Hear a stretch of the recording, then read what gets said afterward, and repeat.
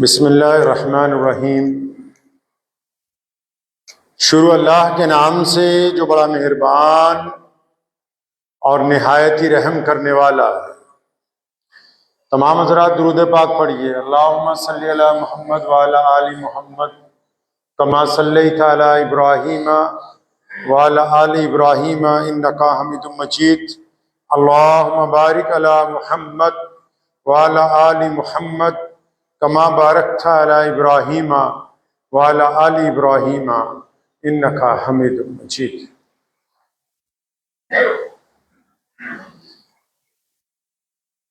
रमज़ानुल मुबारक के बाद आज पहला जुमे का दिन है और पूरी दुनिया में वो लोग जो रमज़ानुल मुबारक में अल्लाह तबारक व तआला की रिज़ा के लिए रमज़ान के रोज़े रखते रहे, पंजगाना नमाज अदा करते रहे, अपनी हिम्मत के मुताबिक अल्लाह के रास्ते में खर्च किया, गरीबों की, मिस्कीनों की, मोहताजों की ज़रूरियात को पूरा किया। वो बहुत से खुशकिस्मत लोग आज मुख्तलिफ मुकामात पर मस्जिदों की जीनत बने हुए हैं। अगर आप मुस्बत निगाहों के साथ मसाजिद की तरफ मुतवज्जो होंगे तो हर साल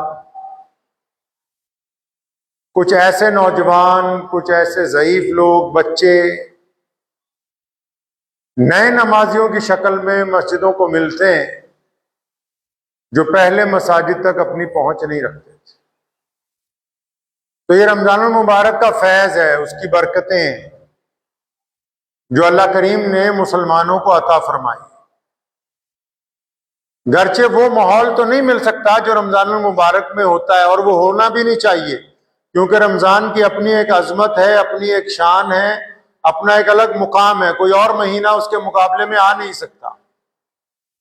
लेकिन रमज़ानुल मुबारक में जो प्रैक्टिस मुसलमानों ने की होती है, रमज़ानुल मुबारक में जिस अंदाज से वक्त गुजारा होता है, वो अपने असरात मुरत्तिब करता है लोगों के ऊपर, और उसका फायदा जो है वो मिल्लत इस्लामिया को नजर आता है।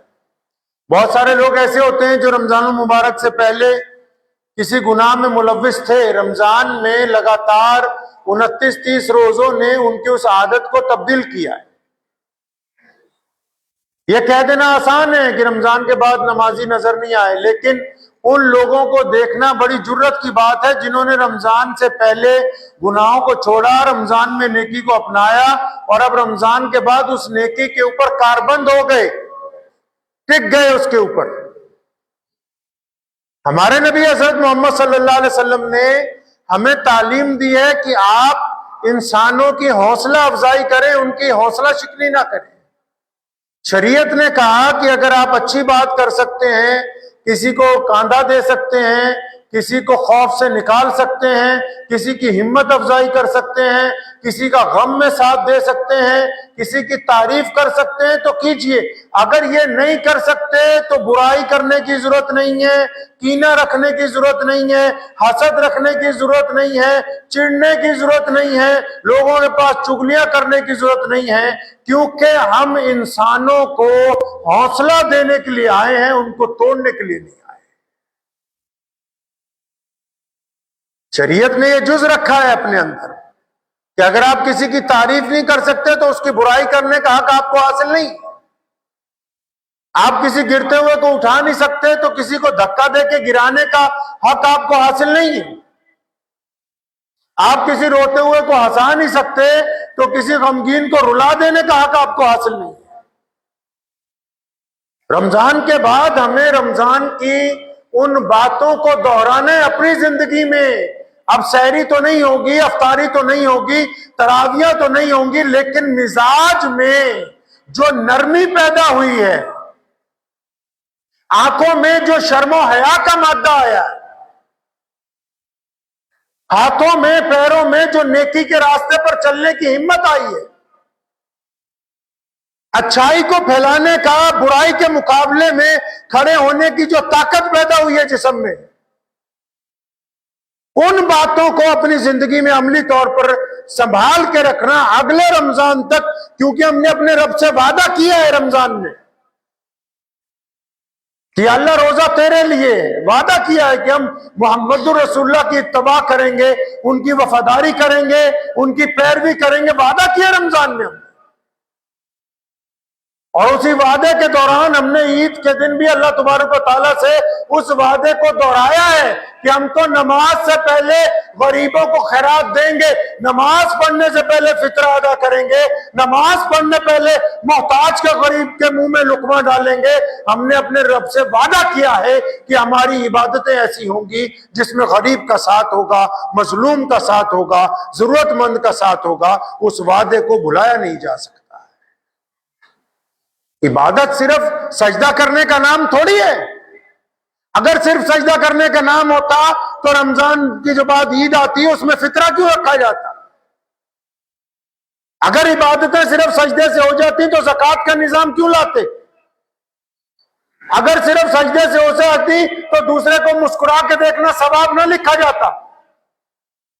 अगर सिर्फ सजदे से बात बन जाती मोहम्मदुर रसूलुल्लाह कहिए सल्लल्लाहु अलैहि वसल्लम ईद उल फितर की नमाज अदा करने के लिए अपने घर से निकले, नमाज पढ़ाने के लिए ईदगाह की तरफ जा रहे हैं, और जब देखा रास्ते में बहुत सारे बच्चे खेल रहे हैं, एक बच्चा बड़ा उदास खड़ा है। नबी अलैहि सलाम ने उससे पूछा कि बच्चे तुम उदास क्यों हो? तो उस बच्चे ने कहा जी मेरे अब्बा का इंतकाल हो गया है, मेरे वालिद नहीं रहे, उनका इंतकाल हो गया है। तो सब लोग ईद की खुशी मना रहे हैं, मेरे सर पे तो कोई हाथ रखने वाला नहीं है।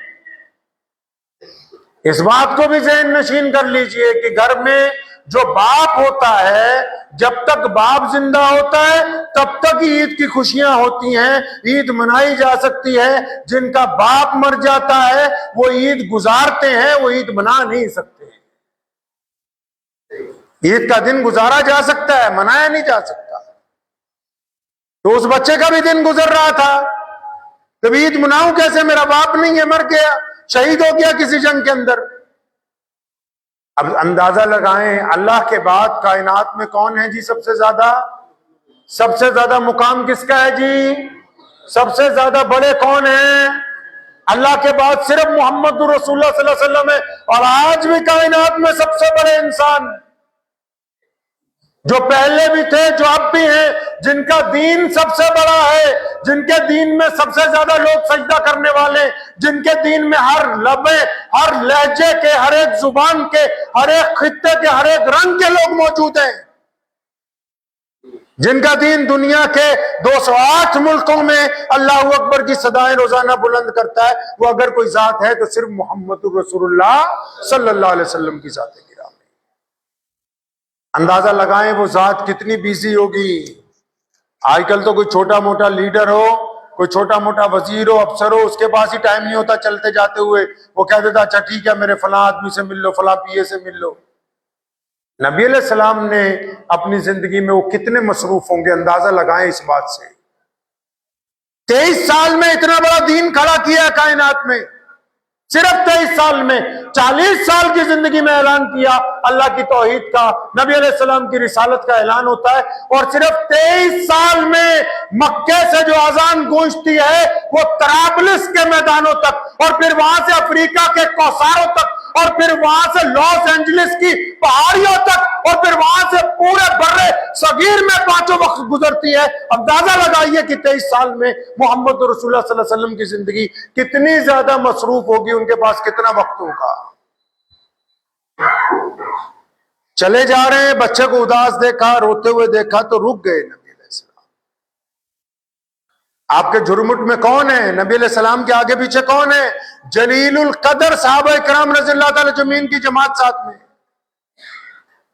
जो बाद में चारों खुलफाए राशिदीन बने वो साथ में, फुकराए साहबा सैयदना अबू ज़र गफ़ारी रज़ियल्लाहु ताला अन्हु, सैयदना बिलाल रज़ियल्लाहु ताला अन्हु, अबू हुरैरा रज़ियल्लाहु ताला अन्हु, सैयदना अबू उबैदा बिन जर्राह रज़ियल्लाहु ताला अन्हु, नबी अलैहि सलाम के चचा हज़रत अब्बास रज़ियल्लाहु ताला अन्हु, अब्दुल्लाह इब्न जुबैर रज़ियल्लाहु ताला अन्हु, खालिद इब्न वलीद जैसे मुजाहिद आजम सारे नबी अलैहिस्सलाम के आगे पीछे चल रहे हैं, तो नबी अलैहिस्सलाम रुक गए। फरमाया हाँ बच्चे रोता क्यों है? फरमाया या रसूलुल्लाह सल्लल्लाहु अलैहि वसल्लम मेरे वालिद का इंतकाल हो गया, अब वो नहीं है तो मैं ईद कैसे मनाऊं? तो नबी अलैहिस्सलाम ने उस बच्चे का हाथ पकड़ा, ये नहीं कहा आजकल तो पीरों और मौलवियों को मिलना मुश्किल है, अगर किसी बड़े आदमी के पास चले जाओगे कोई बात नहीं वक्त नहीं है फला मेरे पिए को बता देना। वो नबी हैं कायनात के, अल्लाह के बाद नायब हैं। ये नहीं कहा कि अबू बकर इस बच्चे का ध्यान रखो, उमर फारूक रज़ियल्लाहु अन्हु को नहीं कहा कि इस बच्चे की तरफ मुतवज्जे हो जाओ, उस्मान ज़िन्नुरैन रज़ियल्लाहु अन्हु की ड्यूटी नहीं लगाई। फौरन उस बच्चे का हाथ पकड़ा, वापस चल पड़े। नबी अलैहिस्सलाम के सहाबा भी साथ में। घर पहुंचे, अपने अहले खाना को कहा कि ये बच्चा छोटा सा है, देखो रो रहा है, फौरन इसको तैयार करो। फरमाया हसन हुसैन की वालिदा फातिमा के घर पैगाम भेजो कि हसन हुसैन के कोई जोड़े पड़े हों, कपड़े अच्छे पड़े हों, वो ले आओ, जल्दी से इसको नए कपड़े पहनाए जाएं। कपड़े मंगाए गए, उस बच्चे को नए कपड़े पहनाए गए, कुछ खिलाया गया। अब नबी अलैहिस्सलातु वस्सलाम उससे पूछते हैं, ये आपकी तालीम के लिए बताया नबी अलैहिस्सलाम ने, ये जो कुछ नबी अलैहिस्सलाम ने किया ये इंसानों को समझाने के लिए कि देखो समाज चलता कैसे है, कानून से नहीं, कदर होनी चाहिए रिश्तों की, जिम्मेदारियों की, ओहदों की कदर होनी चाहिए कि इस ओहदे का क्या मेयार है। नबी अलैहिस्सलातु वस्सलाम उस बच्चे को तैयार करने के बाद, कुछ खिलाने के बाद पूछते हैं कि मेरे बच्चे ये बता तो सही कि तुम जब ईदगाह जाते थे नमाज पढ़ने, पिछले साल जब गए थे तो तुम्हारे अब्बा तुम्हारा हाथ पकड़ के ले गए, उंगली पकड़ के ले गए, गोद में ले गए, किस तरह ले गए? तो उस बच्चे ने कहा या रसूलुल्लाह सल्लल्लाहु अलैहि वसल्लम मेरे अब्बू तो मुझे अपने कंधों पे बिठा के ले जाते थे, प्यारे पैगंबर अलैहिस्सलातु वस्सलाम बैठे, फरमाया अब तुम मेरे कंधे के ऊपर बैठ जाओ, और फिर उठ के खड़े हुए। अब देखा लोगों ने नबी अलैहिस्सलाम एक बच्चे को कंधे पे बिठाए हुए जा रहे हैं। उम्मत को ये सबक देना था कि यतीम को सिर्फ कपड़े दे देना कमाल की बात नहीं है, यतीम को सिर्फ खाना खिला देना सिर्फ कमाल की बात नहीं है, जब तक उसको इज्जत नहीं दी जाएगी उस वक्त तक उसके साथ सिला रहमी का मेयार मुकम्मल नहीं हो सकता है। आप क्या समझते हैं कि सिर्फ चंद लोगों को खाना खिला देंगे तो आप उस मेयार तक पहुंच गए? किसी को ज़कात दे के उस पर एहसान कर रहे हैं आप, किसी को सदका दे के उस पर एहसान कर रहे हैं। सहाबा किराम रज़ियल्लाहु तआला अजमईन में सबका यह वतीरा रहा कि जब कभी भी उन्होंने जब किसी देने वाले को कुछ दिया है, मुतअद्दिद मुहद्दिसीन ने इस बात को दोहराया है कि जब वो किसी को देते थे तो उनकी आंखें इस तरह झुकी होती थी कि सामने वालों की नजरों में कभी नजरें मिली ही नहीं, ताकि जिसके हाथ में कुछ पकड़ा रहे हैं उसको एहसास शर्मिंदगी ना हो। इस्लाम ने कदरों कीमतों की बात की। रमजान उन कदर कीमतों का एक मेयार है। रमजानुल मुबारक ने हमें सिखाया कि आने वाला साल कैसे गुजारोगे तुम। रमजान चला गया तो फिर कोई रमजान की बात नहीं, रमजान चला गया तो इन 11 महीनों में रमजानुल मुबारक की उन फजाइल की बात होगी जिसमें रमजानुल मुबारक ने हमको पाबंद किया है कि खबरदार गुनाहों से पीछे हट जाओ, तुम्हारा काम नेकी करना है, नेकी को फैलाना है, तुम्हारा काम सिला रहमी करना है और अपनी निगाहों को जिना से बचाना है, इसके लिए तुम्हें पाबंद किया गया है। रमजान चला गया तो ऐसे हो गया जैसे रमजान की बातें भी चली गई, रमजान के अहकामात भी चले गए। नहीं, रमजान 30 दिन बना ही इसलिए ताकि अगले रमजान के आने तक रमजानुल मुबारक गुजारने वाले लोग रमजान के अहकामात की पाबंदी करने वाले बन जाए। नबी अलैहिस्सलातु वस्सलाम ने हमें ये तालीम दी है। रोजा सिर्फ इबादत होता तो जंगे बदर में नबी अलैहिस्सलातु वस्सलाम तशरीफ ना ले जाते। सिर्फ इबादत नहीं, जद्दोजहद का नाम है। रोजा सिर्फ इबादत ही होता तो फिर मक्कातुल मुकर्रमा रमजानुल मुबारक में कभी फतेह ना किया जाता। रोजा सिर्फ इबादत नहीं बल्कि जुल्म के खिलाफ अपनी जद्दोजहद का ऐलान भी। रोजा सिर्फ इबादत का नाम थोड़ी है, रोजे ने हमें पाबंद किया है। हम इतने लोग मसाजिद के अंदर आज पूरे मुल्क के अंदर मौजूद हैं, ये रमजानुल मुबारक की तो बरकत है। एक दौर होता था कि रमजान मुबारक के बाद फजर की नमाज में एक दो लोग होते थे, आज फजर की नमाज में कई कई सफ़े होती हैं। तो ये इन नमाजियों को किसने पाबंद किया है? ये रमजान मुबारक में उन्होंने अपने रब से जो वादे किए हैं, उन वादों की वजह से आज वो मस्जिद के अंदर पहुंचे। तो जो व्हाट्सएप यूनिवर्सिटी वाले हैं, जो खुद मस्जिद तो गए ही नहीं, बदबख्तों ने जाके देखा ही नहीं मस्जिद में भी कितने लोग आए कितने नहीं आए, और वो लिखने लगे कि रमजान के बाद नमाजी गायब हो गए। अबे गधो, तुम खुद तो गए नहीं, तो जो गायब हुए हैं वही हैं जो सिर्फ मोबाइल पर दीन फैलाना चाहते हैं। गायब बस वही हुए हैं जिनकी नीयत में ठोक खोट है, जिन्होंने वादा किया, जो वफादार है अपने रब और रसूल के, वो गायब नहीं, वो सफर में भी नमाज की नीयतें बांध रहे हैं। वो जहां वक्त हो जाता है करीब की मस्जिद ढूंढ के वहां पहुंच जाते हैं, वो वक्त हो जाता है तो अपने घर के अंदर नमाज अदा करते हैं। तो जिनको दीन की कदर है, जिनको दीन की कीमत जिनको पता है, वो तो अल्लाह और उसके रसूल के पाबंद है हुक्म के। तो इस बात को ज़हन नशीन कर लें कि रमजान मुबारक के में हमने जो अपने रब के साथ वादा किया है उसको निभाते रहेंगे, निभाएंगे इंशाअल्लाह।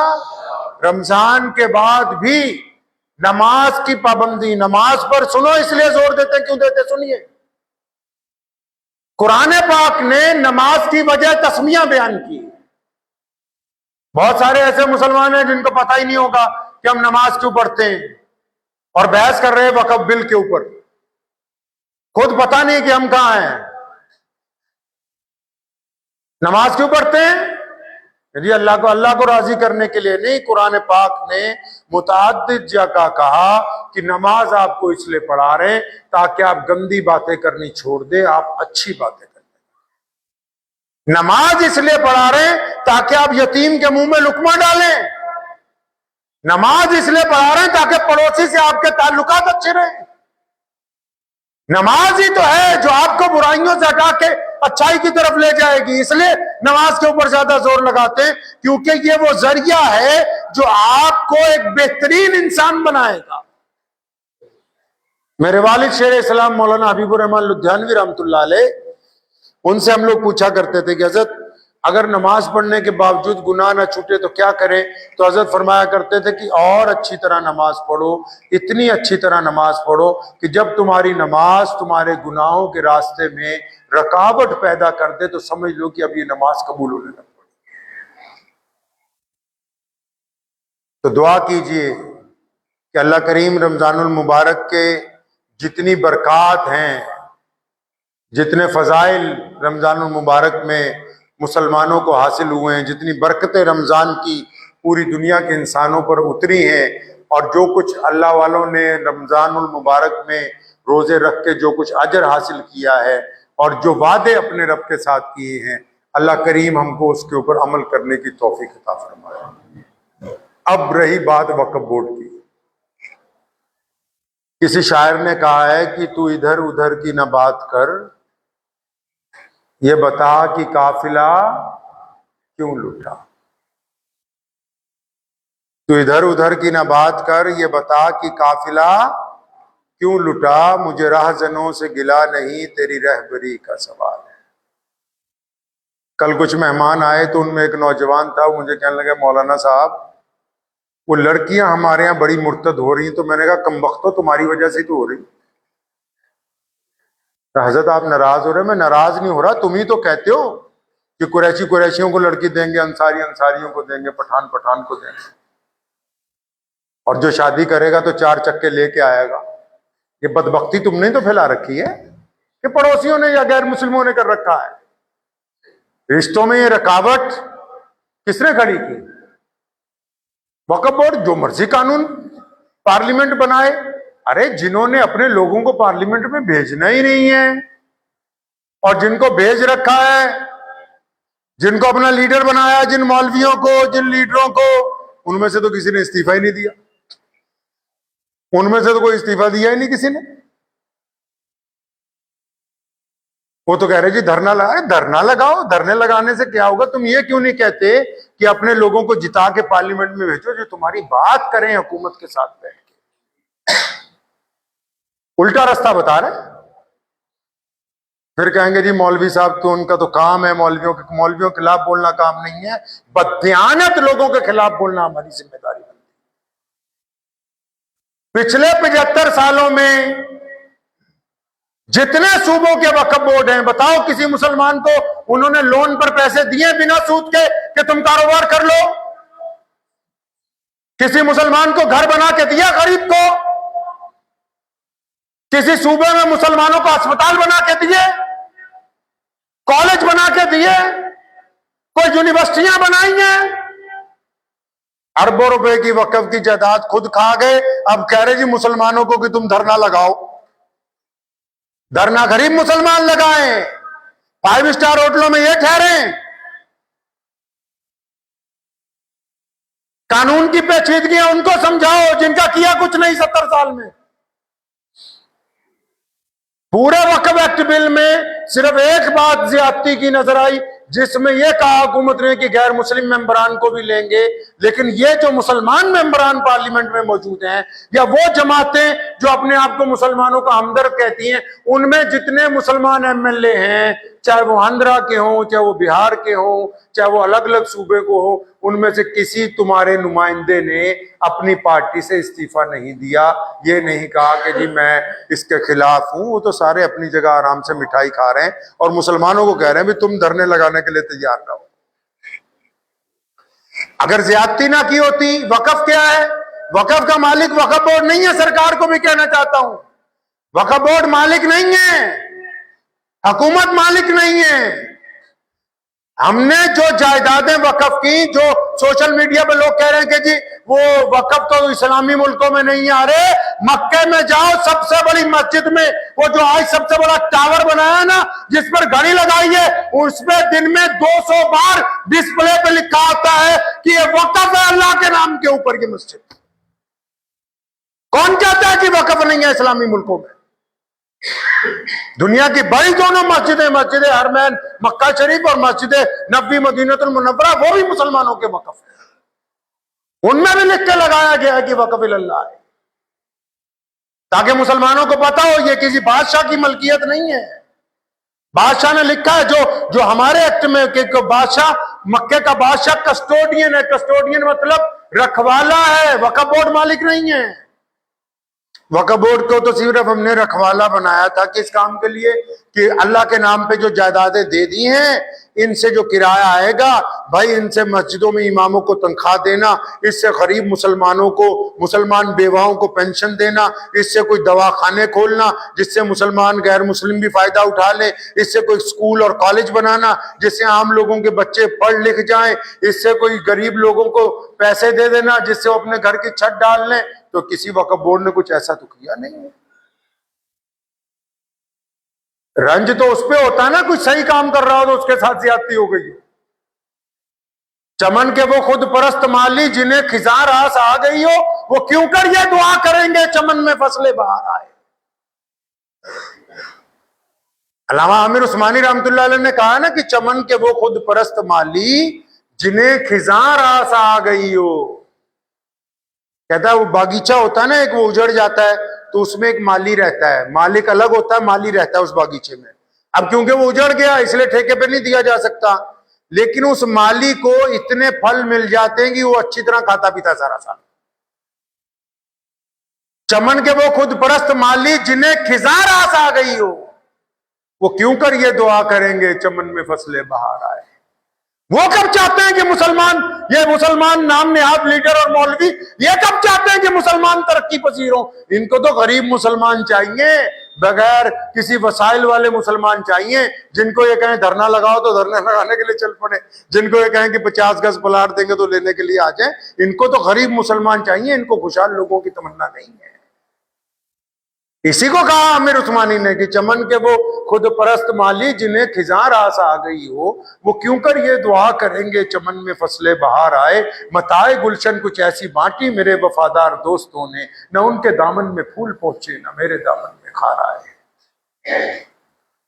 मेरे वालिद साहब रहमतुल्लाह अलैह की कुछ बातें हमें याद आती हैं। तो वो एक दिन हमने उनसे अर्ज की कि हजरत वो फलां फलां 2-3 मुसलमान जो हैं वो भाजपा में चले गए, उसमें ओहदेदार बन गए। तो उन्होंने मुझे कहा कि बेटा ये तो अच्छी बात है। तो मैं कहा अच्छा जी, तो क्या अच्छी बात है कि जब कभी ये हुकूमत में आएंगे तो ये मुसलमानों की बातें हुकूमत के सामने रखेंगे, ये मुसलमानों के जज्बात की तर्जुमानी करेंगे। जब कभी इनको मौका मिलेगा तो ये मुसलमानों के, लेकिन यहां जो उसमें शामिल है वो भी मुसलमानों की तर्जुमानी ना कर सके, वो भी हुकूमत को ना बता सके भी हमारी जरूरतें क्या हैं, हम क्या चाहते हैं। हुकूमत तक तो अपनी बात पहुंचाने का मसला है ना भी, कौन लोग अच्छी तरह अपना मुकदमा पेश कर सकेंगे। आपने अच्छे वकील ही नहीं बनाए। मिसाल के तौर पे जब चुनाव आया, आपने कहा कि हम तो अपनी बरादरी के नाम के ऊपर खड़े होंगे, हम तो सिर्फ अपने मसलक वालों को देखेंगे। तो फिर जब आप हैं ही अपनी बरादरी के ऊपर कारबंद, तो मैं ही नहीं समझता कि आप किसी और की बुराई करने लगे, जबकि आप अपनी खामियां खुद दूर करने के लिए तैयार नहीं। तो इसलिए ये मशवरा देता हूं मुसलमानों को कि किसी के बहकावे में आके कोई गलत कदम मत उठाना। कानून बनते हैं, हमेशा बनते रहेंगे, बदलते रहेंगे। ये देखो कि आपको अच्छे नुमाइंदे कैसे मिलेंगे। किसी के भड़काव में आके किसी के साथ लड़ने मत जाना, लेकिन ये देखो कि आपकी नुमाइंदगी बेहतर कैसे होगी आइंदा। आप अपने में अच्छे लोगों को कब आगे लेके आएंगे जो आपकी बात हुकूमत के सामने रख सके। मुस्बत लाए अमल की बात करें, वक्ती चीजों की बात नहीं करें। दुआ कीजिए अल्लाह करीम मुझे भी और आप सबको भी इन बातों पे अमल करने की तौफीक अता फरमाए। व आखिर दावाना अनिल हम्दुलिल्लाह।